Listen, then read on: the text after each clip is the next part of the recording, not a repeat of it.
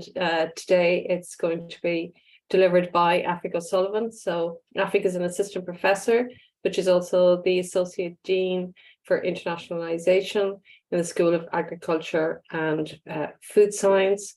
So Aifric's research is in the area of understanding the interactions between genes, environments, diet, and metabolism that define nutrition phenotypes right across the lifespan. And the whole purpose of this research is to inform personalized, sustainable, and healthy nutrition strategies.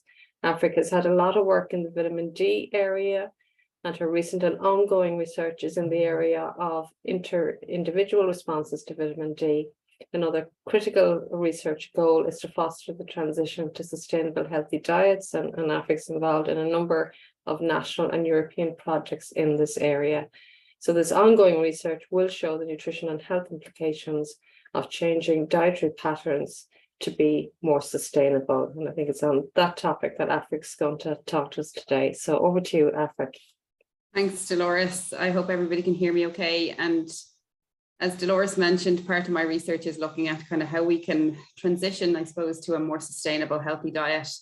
And the presentation today is really going to be a snapshot of some of the work in that area, but given time restraints, I'm going to go through some of the background stuff very quickly anyway. And I think a lot of stuff people will be familiar or will have heard of, a lot of the background to the need to move to a more sustainable diet. So I'm going to, as I said, go quickly through that. We're aware of the pressures that are on the earth, and we are aware, I suppose, of the contribution that food production and consumption plays in that kind of added pressure. So with that, we're being kind of forced to look at how we're eating and what we're eating, and you know, being nudged to be more sustainable when it comes to the food we're consuming, given the kind of feedback or impact that that will have then on food production. So today I'm going to kind of start out very quickly, as I said, talking about what a sustainable diet is. And then I'm really going to focus on a research study that we're doing in UCD at the moment. It's part of the SUHI Guide project, which is funded by the Department of Ag, Food and Marine. And within that, we're running a randomized control trial called My Planet Diet.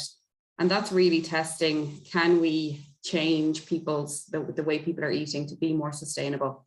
So what I'm going to talk to you about over the next kind of 10 minutes or so is really how we went about designing that intervention. So as our starting point, we looked to, well, what is the definition of a sustainable diet? And people may or may not be familiar with the Eat-Lancet planetary health diet. So I have an image here of it on the left-hand side. And really that kind of brought a lot of attention to sustainable eating and sustainable diets, because it seemed so extreme in what it was recommending or suggesting what a sustainable diet might look like. But actually, if we look at the definition according to the UN FAO, it's quite different to what was perceived to be the message coming from the Eat-Lancet. So I've really broken down the UN FAO definition into kind of 4 key areas. It's a diet that has low environmental impacts, that offers nutrition security and is healthy for everyone, that is culturally acceptable and accessible, and that is economically fair and affordable. So I often talk about kind of these 4 pillars or domains within the definition of a sustainable diet. And the one that I tend to focus on when I'm talking about sustainable diets and getting to be more sustainable in how we're eating is that cultural acceptability and accessibility. And that's something that I suppose the Eat-Lancet didn't take into account, although didn't really claim to take into account. If you read the report from Eat-Lancet, they talk about having to adapt what is their planetary health diet for different regions, different population groups, and different countries. And I suppose that's what we're trying to do in My Planet Diet. It's really taking kind of what the guidelines are and recommendations are and adapting that relative to what our diets are like, what food is produced here locally, and so on. And so that's really the kind of theme of this presentation. So just as a starting point, and I'm kind of using Eat-Lancet here as an example, if you look at diagram A on the left-hand side of the slide, this is kind of a breakdown of the proportion of energy coming from different food groups according to the Eat-Lancet diet. And so if I just focus on the left-hand side of this diagram for a second, If you look at the grey and the yellow areas, that's energy coming from nuts and legumes. On the right-hand side, the big kind of contribution is from rice, wheat and corn. That's in the blue. And then added fats is in the kind of orange color. And that's relative really to the energy density of added fats as well. Just keeping in mind, we're looking at contribution to energy. On the right-hand side, what I've done here is I have picked out the protein-based foods just to look at the breakdown of what are the recommendations with respect to protein intake from Eat Lancet. And as you can see here, more than 75% really of the protein in our diet, according to Eat Lancet, is coming from nuts and legumes, with smaller proportion coming from things like poultry, fish, beef, pork, lamb and eggs. And I've that kind of highlighted in blue. So how does that relate to what we're currently eating? I think it's really important to understand where we are if we're looking to nudge people or push people in a certain direction.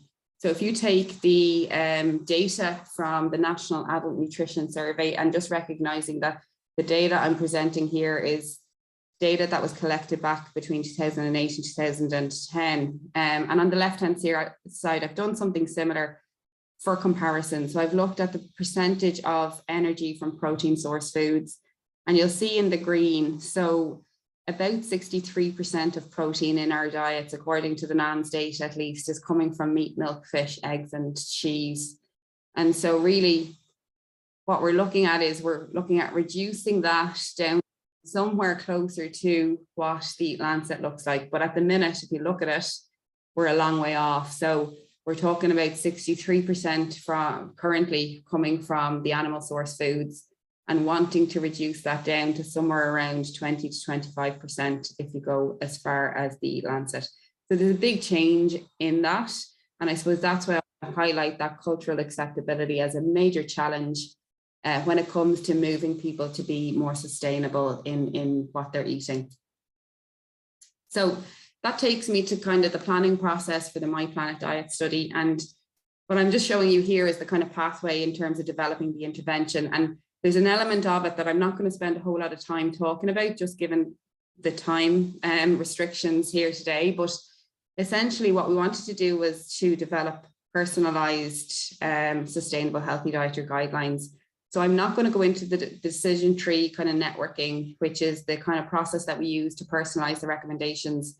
I'm going to talk about developing the kind of foundation for the intervention initially and the pilot test that we have done with that. And I'm happy to take questions afterwards with respect to the personalization side of it if needs be. So just starting out, I suppose, really kind of thinking about what a sustainable diet might look like for Ireland, we need to first start and see, well, what sustainable diets exist or what sustainable dietary guidelines exist. And so we looked at kind of what other countries around the world have some aspect of a sustainable diet within their current dietary guidelines. And with dietary guidelines in Ireland, I'm referring to our food pyramid. That would be our kind of system for making recommendations around what food groups and kind of servings of food groups people should eat. So what you're looking at here is a table of other countries around the world who have already incorporated some aspect of sustainability into their national healthy eating guidelines. And so I'm not really looking for you to kind of read the table or to look at the detail in the table, but really picking out the fact that most of the recommendations and guidelines that exist are quite vague in terms of the recommendations. So they talk about kind of regular and abundant fruits and vegetables in diets. They talk about abundant and increasing and choosing more plant-based proteins like legumes and nuts. And then they talk about reducing or avoiding or not consuming regularly the animal source food. So rather than giving very specifics, you need to eat X amount of this per day or per week, it's more guidance and nudging that has been used up to the point. So to get a better sense of kind of how can we be more specific when we're making recommendations for this randomized control trial where we're looking to test the before and after, we went to the literature, and there's a couple of studies that have been done, and there's one, obviously the Lancet, which I've talked about quite a bit, but there's another piece of work that was done in the Netherlands and another one in Denmark, where they were much more specific around kind of recommendations. And so like that, if you look at the Eat Lancet, which is the first column in this table, it's like 7 grams of red meat per day, that's beef or lamb, 7 grams of pork per day. And then if you look at the legumes, you're talking about kind of over 100 grams of legumes, nuts and seeds per day. So it's again really what I was showing in that pie diagram earlier, but just the fact that there was more specific kind of recommendations or criteria around how much of each food group you would be recommending within the literature studies compared to the kind of National Health Eating Guidelines studies. So we took a lot of guidance from the literature when it came to talking or working out what portions of food groups we were going to recommend for the My Planet diet. So the next step then was to say, okay, well, this is kind of what a sustainable diet should look like, or looks like on paper at least. How far away from that are we in Ireland? So we went back to the National Adult Nutrition Survey data, and we looked at consumption of meat in the Irish. And then we looked at kind of what were the traits, what were the characteristics of people who were either low, medium or high consumers, and then kind of what did the rest of their diet look like. And really what this was doing was trying to inform how we could use this information to not just develop our intervention, but also to support people in making changes in their diet. Was there anything that we knew about the Irish diet and people's motivation around what they were eating that would help us to kind of provide additional support, I suppose, in the intervention? So this was our starting point. We took the National Adult Nutrition Survey data and we grouped people according to low, moderate or high meat consumption. And if you're looking at kind of the right-hand side of this slide, you'll see kind of the greenhouse gas emissions associated with low, moderate or high meat intake. And so you can see that the greenhouse gas emissions associated with higher meat intake increases or is the highest. And I suppose that's, again, kind of reinforcing why animal source foods, and particularly red meat and processed meats, are those food groups that get kind of focused on when it comes to talking about sustainable diets and trying to reduce the environmental impact of diets. And that's why essentially a lot of the recommendations that you see are talking about reducing those food groups in our diets.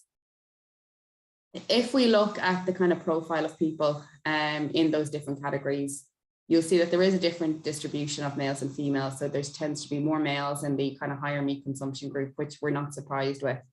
One other thing that I've highlighted in the table on the left here is that location. There was no significant difference in the distribution between kind of open country, village, town and city for people across the low, medium and high meat consumption groups.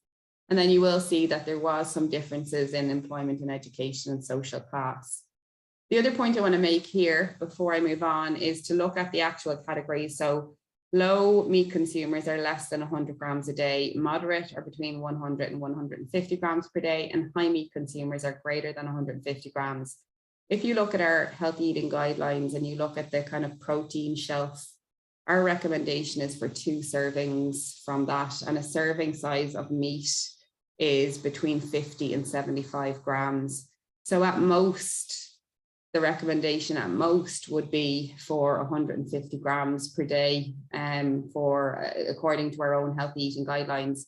And that is assuming that somebody eats 2 portions of meat from that shelf and doesn't include plant-based proteins, which are also part of that shelf. So really what you're looking at is less than 100 grams per day on average across a week, if you're taking into account that some people should be, or that people should be consuming plant-based proteins as part of that shelf as well. So I just think that that's interesting, because if we look at the kind of distribution across the different groups, you can see that there's quite a heavy weighting in terms of the amount of people that are in the moderate to high groups relative to the low group. So you have about 30% in the low group, about another 30% in the moderate group, and then just over 40% of people in the high group. So you're talking about 70% of people are kind of touching on or over what we already recommend for meat from the healthy eating guidelines. Okay, The next piece of this analysis was to look at, well, what other foods are they consuming in these groups, or what are kind of the high and low food groups for people who are eating a lot of meat or less meat. So if you look at the low consumers of meat, they're eating more fruit, more legumes, more dairy, and more fish. And if you look at the high consumers of meat, they're eating obviously more red meat, more processed meat, more poultry, and more eggs. So we can kind of understand why that would be the case. If you look at the moderate group, they're somewhere in between. So it's almost linear in terms of the food group consumption. So they will have kind of moderate amounts of fruits, legumes, dairy, and fish, and moderate amounts of meat and poultry and eggs. The next question then was, well, okay, so we get an idea of their diet. Low meat is also consuming more fruit, more legumes, more dairy. What does their kind of the biomarkers of health that we have for these people look like? And so we had biochemistry data, and we had anthropometrics. And so if you look at the low meat consumption group, they also had lower BMI, lower triglycerides, and lower TNF-alpha and lower urinary sodium. They had higher HDL cholesterol, leptin, adiponectin, and higher folate. If you look on the other side of the scale, the high meat consumers had higher biomarkers of iron status, essentially, so higher ferritin and higher hemoglobin. And if you look at that middle group, and the reason why I have the arrows kind of a different way, the moderate group looked more like the low group than they did like the high group. So they weren't really kind of in between as they were for the food intakes. So we looked at food intakes. The other data set that we had for the NANS cohort was their motives. So their motives for kind of choosing different foods or how they ate. And so if you look at the low meat consumers and you look at their motives, they had higher self-control, they had higher scores for health awareness, higher scores for health efficacy, and higher knowledge and skills around food preparation and cooking. So again, highlighting kind of some of the traits associated with lower meat consumption and where we would need to target, I suppose, if we are looking at supporting behavior change. And that was the reason for looking at the motives. The other thing that was interesting from the motives data that we had was that price was important for all groups, and which I think is really interesting given what I know we will have to do to change people's diets. 60% of the NANS cohort that we were looking at were somewhat reluctant to try new foods. And so if we are making recommendations to reduce meat intake and we want people to increase their consumption of nuts and legumes, which might not be part of their habitual diet or their typical kind of days eating, that's going to be a challenge. So it is highlighting that challenge. And it is something that we're starting to see from some of the pilot work we've done with the study, and also just as we've had participants kind of flow through the study so far.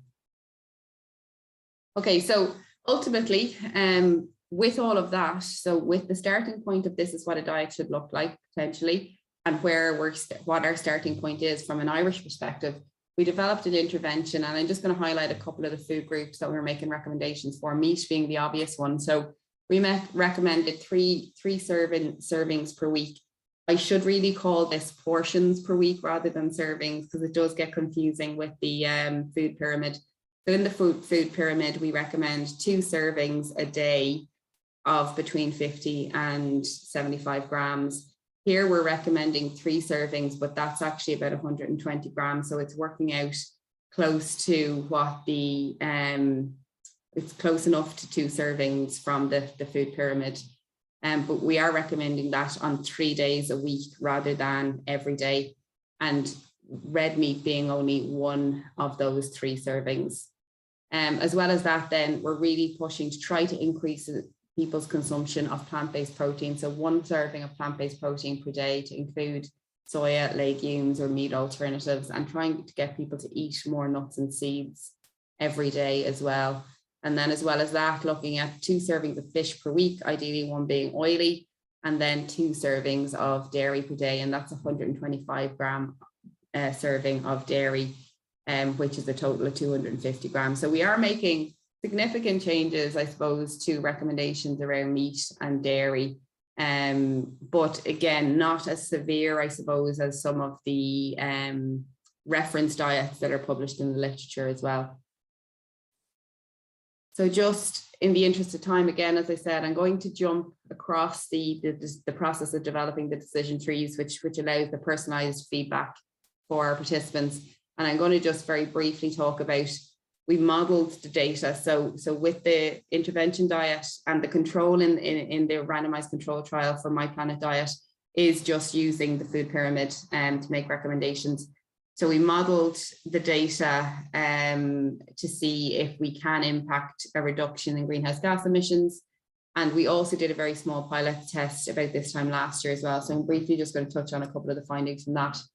So here is that on the left-hand side, the theory bit is what we did when we modeled the data. And essentially we were able to show that if you were following the intervention diet or the My Planet Diet to the T, then you would reduce your animal source food intake. You would end up eating more plant-safe source protein foods.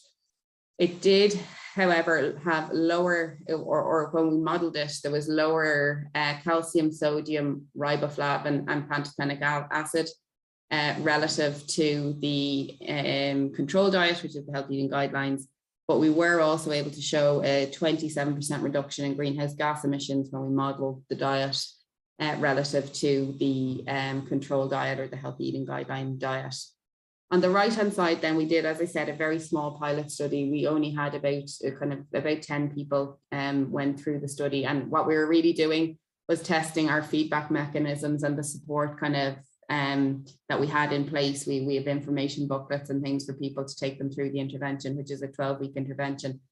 So what we were able to show with that kind of small cohort was that, yes, people did reduce their animal source food intake and they did increase their animal source foods. And overall, with that, as I said, very small group, we had a 40% reduction in greenhouse gas emissions relative to their starting point. So that was quite significant. And we were happy that it was kind of even beyond what we had expected in terms of the reduction in greenhouse gas emissions. So that was quite positive. So here we are.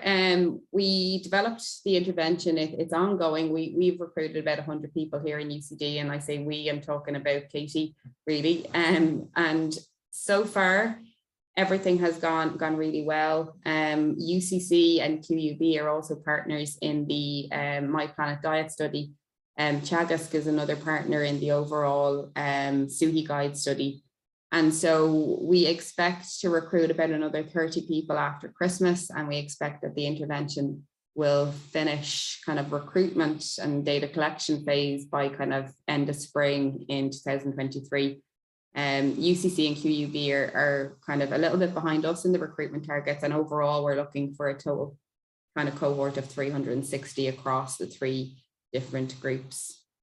With this, our kind of primary outcome measure is really looking at diet-associated greenhouse gas emissions, but we're also measuring dietary intake. We're also measuring, we're taking blood and urine samples, so we're doing nutrient status, and we'll also look at some of the health biomarkers that I mentioned with respect to the NAN study as well. So just really looking at kind of overall, can we reduce greenhouse gas emissions?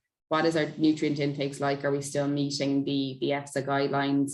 What is our nutrition status like after 12 weeks? And is there any positive effects with respect to health biomarkers as well? So just to summarize before I finish, cultural acceptability dimensions of a sustainable healthy diet, I think, is a really big challenge. And I think that understanding where we're at as a starting point is critical, really, if we want to be successful in moving people towards a more sustainable healthy diet. In theory and to a small extent in practice, and I suppose I'm referring to the pilot data there, there's evidence to show that the personalization of a sustainable healthy eating guideline diet or a sustainable healthy diet can impact a reduction in greenhouse gas emissions without a major negative impact on nutrient intakes. I did show some reductions in critical micronutrients, but they were still above the requirements from EFSA. So we were kind of happy with that. And with the potential to positively impact health outcomes. And so I suppose overall at the minute now, we're just awaiting the results of the randomized control trial, which, as I said, we should hope to have kind of mid to end of 2023. So that leaves me with just saying thank you. So I've mentioned Katie. Katie is the PhD student who is doing all of the hard work on this project. Morgan, Lorna and Louise were fourth year students last year who did the data analysis on the NANS study data for me. And I'd also like to thank the IUNA team for allowing us to kind of analyse that data, and the bigger SUHI Guide team as well.